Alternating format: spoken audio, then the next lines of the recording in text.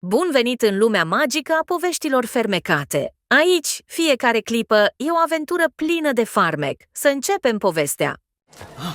Sute de săteni sărmani care se agățau de viață cu suflări slabe și chinuitoare i-au lăsat pe Wenter și Hamzy profund tulburați.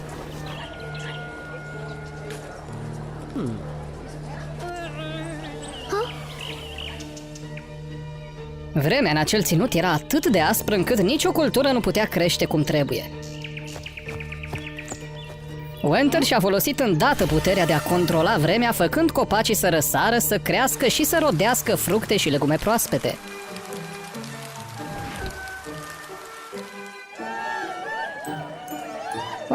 Binecuvântată fie prințesa, este ca o zeiță a renașterii trimisă să ne salveze. Hamzy, neștiind ce să facă, alerga de colo-colo ajutând cu munca fizică, încercând să-și susțină sora. Wenter plănuia să le dea sătenilor roadele proaspăt culese chiar atunci, dar Hamzy a oprit-o brusc cu o hotărâre de neclintit. Ce faci? Aceste fructe și legume au crescut pe un pământ contaminat. Nu sunt sigure pentru consum.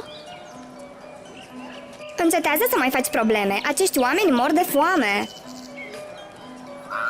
Ignorând avertismentul lui Hamzy, sătenii au alungat-o și au devorat hrana creată de Wenter. Mă mănâncă tot, Hamzy. De ce nu le spui că poți vedea spiritele mâncării? Eu te-am avertizat. Ce rost are? Pentru ei puterea mea pare complet inutilă. Bucuria de scurtă durată a sătenilor s-a transformat în chin, căci durerile de stomac i-au făcut să se zvârcolească și să vomite. Așa cum avertizează Hamzy, mâncarea contaminată le-a agravat suferința. Din fericire, Hamzy prevăzuse această posibilitate și a distribuit rapid alimente detoxifiante, salvându-i pe săteni. Din fericire, situația a fost ținută sub control. Înainte de a părăsi satul, Wenter a folosit din nou magia, oferindu-le sătenilor hrană proaspătă și gustoasă care să le ajungă pentru o vreme. Revenită la castel, Wenter a povestit regelui cu entuziasm despre isprăvile sale. Dar, Hamzy, tu ai ceva interesant să ne împărtășești? Nimic deosebit, tată. A avut doar puțin noroc, atât. Hamzy a simțit un nod în suflet, dar n-a spus nimic. Era obișnuită cu un astfel de tratament. Deși născută într-o familie regală, Hamzy nu avusese norocul surorii sale de a moșteni puterea de a controla vremea. Hamzy nu mințea. Când atingea mâncarea sau ingredientele, putea vedea spiritele acestora. Însă pentru ceilalți, această abilitate părea lipsită de sens. Tată, călătoria noastră recentă a fost pentru a-ți găsi un cadou de ziua ta. Privește, am crescut o ciupercă Lixie de 1000 de ani pentru tine. Cu ea vei rămâne tânăr pentru totdeauna și vei fi mereu alături de noi. Iar eu am pregătit acest fel de mâncare pentru tine. Sper să-ți placă. Sora ei a râs zgomotos de darul simplu, dar regele a zâmbit cald și a încurajat-o.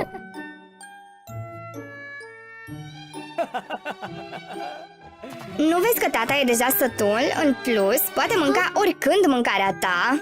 Păstrează-o pentru mai târziu, Hamzy.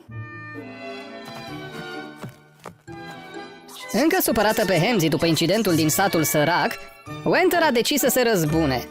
În taină a poruncit servitorilor să arunce toată mâncarea pe care Hamzy o pregătise cu trudă. Ceea ce Wenter nu știa era că acțiunile ei aveau să atragă consecințe cumplite. Toate alimentele și ingredientele pe care le atingea începeau să se transforme în piatră. Rușinată și derutată de ceea ce se petrecea, Wenter a înrăutățit și mai mult lucrurile. Crezând că hrana fusese contaminată, a chemat cu furie ploi torențiale pentru a spăla toate proviziile regatului. Însă această acțiune a făcut ca blestemul să se răspândească necontrolat, scăpând de sub orice putere. Curând, toți din regat care atingeau ingrediente crude sau mâncare gătită le vedeau transformându-se în piatră. Fragmentele de piatră care se adunau au dat naștere unei creaturi colosale și destructive alcătuite din piatră, ce amenința să distrugă toate rezervele de hrană ale regatului. Hamzy era singura persoană neafectată de această ciudată vrajă. Mâncarea se transformă în piatră, asta e bizar. Și tu ești mâncare, nu ai vreo idee cum am putea opri asta? Eu sunt doar un simplu spirit alimentar, nu am astfel de puteri. Doamne, zeița bucătăriei poate că știe ce e de făcut. Plină de speranță, Hamzy împărtăși planul ei de a o căuta pe zeița bucătăriei cu regele. E o idee excelentă! Winter o vei însoți pe Hamzy pentru a o sprijini. Până la urmă, dacă ești și tu afectată de blestem, poți vedea spiritele acum, nu-i așa? De ce trebuie să o ajut pe Hamzy? Pentru că acest dezastru s-a întâmplat din cauza risipei tale. Acum plecați înainte ca întregul regat să moară de foame. Astfel, deși nevoite, Hamzy și Winter porniră într-o călătorie prin multe tărâmuri fantastice din lumea parfumată a burgerilor.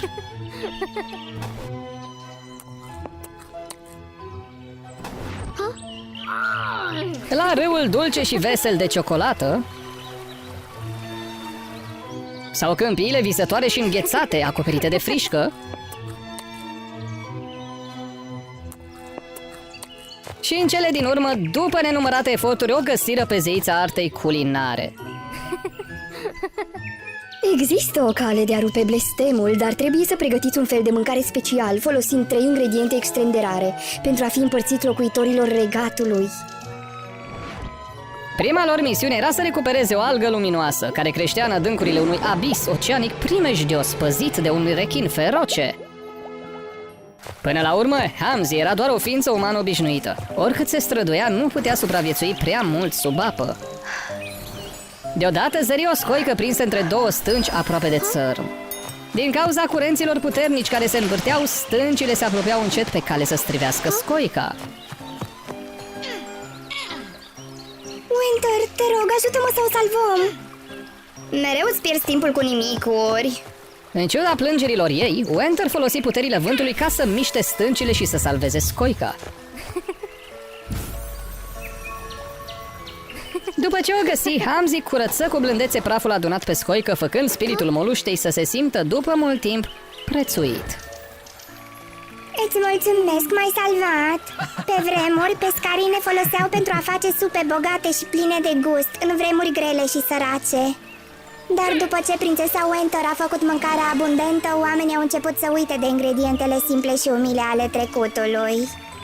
Ca răsplată pentru bunătatea lui Hamzy, spiritul scoicii se oferi să le călăuzească prin adâncurile periculoase, protejându-le de presiunea zdrobitoare a apelor.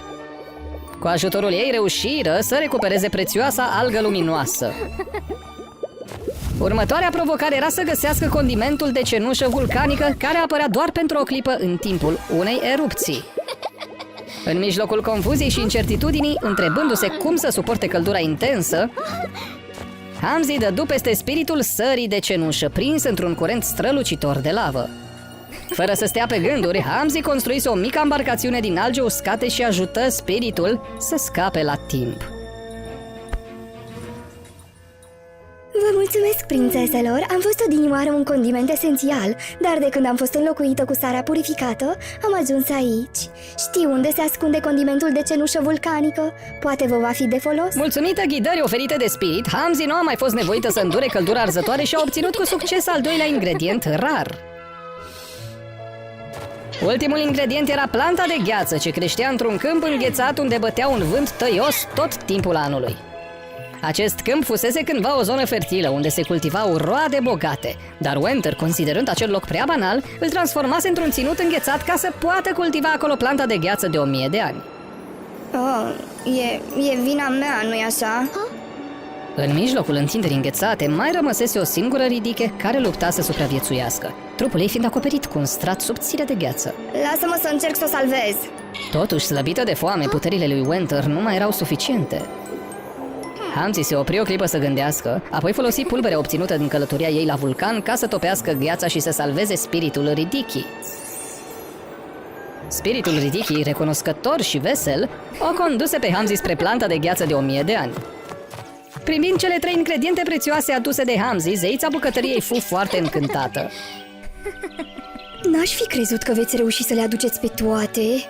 Luați asta. Este esențială pentru a pregăti felul de mâncare care va rupe blestemul. Dar aveți grijă, aveți o singură șansă, nu dați greș. Știați că acea creatură de piatră care distruge mâncarea s-a născut din lipsa de recunoștință a oamenilor pentru hrană? Pe drumul de întoarcere spre regat, Hamzy și Winter reflectară necontenit la cum ar trebui să pregătească acel fel de mâncare.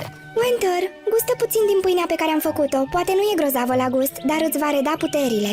Ți-o dau eu ca să nu te transformi în piatră, bine? Gustul acesta îmi amintește de pâinea pe care mama ne-o făcea când eram mici. Cum am putut să uit atâta timp? Am fost atât de arogantă și risipitoare și din cauza mea s-au întâmplat toate acestea. Îmi pare rău că te-am privit de sus înainte. Nu ești supărată pe mine, nu-i așa? Pentru prima oară după mulți ani, cele două surori regăsiră armonia una în cealaltă. Și nu doar Winter, ci și locuitorii regatului, slăbiți de foame, începură să reflecteze la propriile greșeli. Fără să se plângă, își înfrânară foamea și alergară neobosit, ajutându-le pe Hamzy și Winter să adune tot ce aveau nevoie pentru a pregăti mâncarea magică ce avea să rupă blestemul. Întregul regat se uni împărtășind rețete și idei pentru a o ajuta pe Hamzy să desăvârșească felul de mâncare. Dar amintindu-și de cuvintele zeiței bucătăriei și de poveștile spuse de spiritele uitate ale mâncărurilor, Hamzy schimbă brusc planul. Nu, putem crea un alt fel de mâncare fără aceste 3 ingrediente rare. Cu ajutorul celor 3 spirite uitate ale mâncărurilor, Hamzy pregăti o supă extraordinară. Aroma ei pluti în aer, iar creatura de piatră începu să se destrame, transformându-se înapoi în zeița bucătăriei. Se pare că tânăra prințesă a înțeles cu adevărat cum poate fi rupt blestemul. Dar cel mai important e că blestemul s-a risipit pentru că voi toți ați recunoscut greșelile făcute.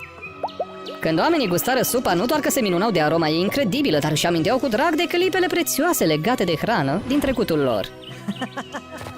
Din acel moment, regele emise un decret cu privire la folosirea puterilor prințeselor. Winter avea de acum sarcina de a ajuta poporul creând condiții naturale favorabile pentru agricultură și viață, nu doar dăruindu-le abundență, fără efort.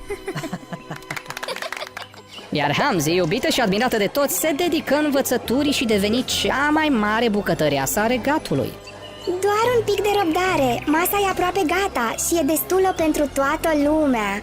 Felul de astăzi e făcut din ingrediente simple și vă voi împărtăși rețeta ca să o puteți prepara și voi, nu doar familia regală. Asta dovedește că dragostea pentru lucrurile mici și simple poate duce la miracole mari, nu-i așa? Povestea noastră se încheie aici, dar magia continuă. Nu uita să te abonezi și să revii pentru noi aventuri minunate. Pe curând!